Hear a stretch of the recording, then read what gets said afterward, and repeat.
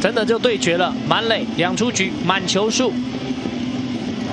这球投出去，打出去，结果呢，游击手接到，稳稳的传一垒就可以了，比赛结束。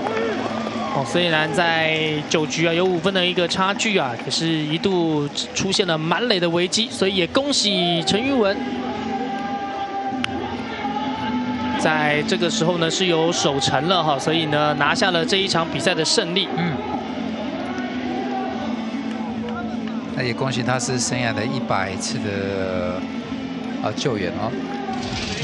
好，今天这场比赛呢，要恭喜统一7分狮队那虽然是客场出赛其实狮队也还是有准备一个简单的这个100救援的一个小板子来恭喜陈云文。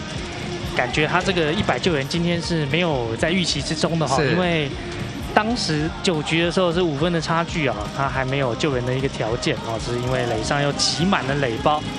然后他在符合救援条件的情况下紧急收尾，这制造一个出局数就拿到了这个救援点所以要恭喜他成为了中华职棒再一位第4位的这个100救援的这个选手。